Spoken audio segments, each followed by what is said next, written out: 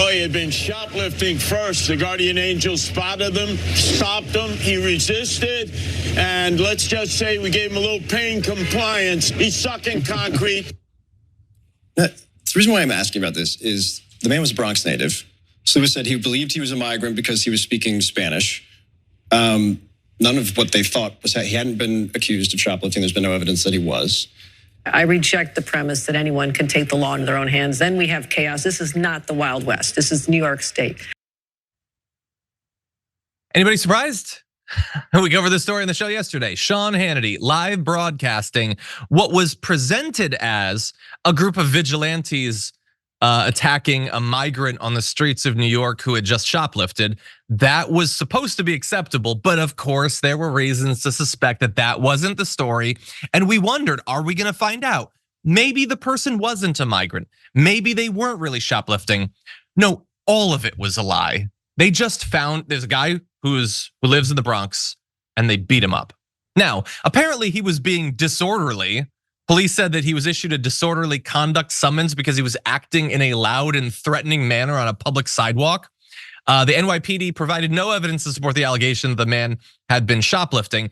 And I just want to pause on this for 1 second because it is maybe fair, that guy was acting in a threatening manner on a public sidewalk.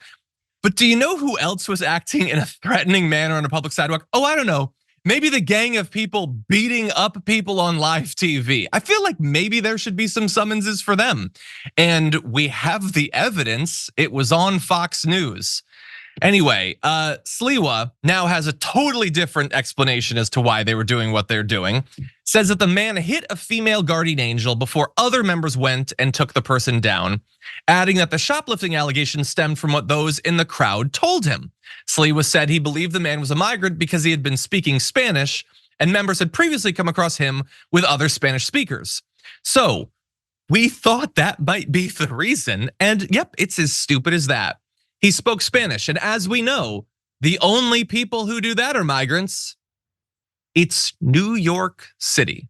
There are, I'll say, a couple hundred people who speak Spanish in New York City. Sliwa is a full-grown man who has no idea what's going on. Now, by the way, if the guy hit a female guardian angel, that is bad, okay? I will say that. That is bad, don't do that. And if you randomly punch a person, then you might get punched as well. But if you are going to tell a Fox News host, as your group is roughing up a guy and making him eat concrete, that it's because he was shoplifting, you're gonna need a lot more evidence than somebody said it. Like literally, a person in the crowd said it. Which crowd, by the way? Is it possible it was one of the guardian angels? Because every other part of this is stupid as hell. And I will remind you, by the way, that there was reason to suspect that Sliwa was untrustworthy that long predated his live hit on Sean Hannity's show. Back in the 90s, he and his group apparently manufactured at least 6 different stunts to make themselves look good, including one where Sliwa said he was injured fighting a number of fictitious rapists at a Brooklyn subway station. That did not happen. So this guy has literally been lying for decades about his Good Samaritan work. Now, if a journalist were dispatched to look into this, they might have a problem with what he did. Unfortunately, he didn't go with a journalist, he went with Sean Hannity. And I would have some tough questions for him too if I was the law. He was watching live an assault, apparently maybe an unprovoked assault against a US citizen. He did nothing. In fact, he did PR for the group that was committing a crime live on his show. Anyway, we'll see if there's any consequences for that. Don't hold your breath.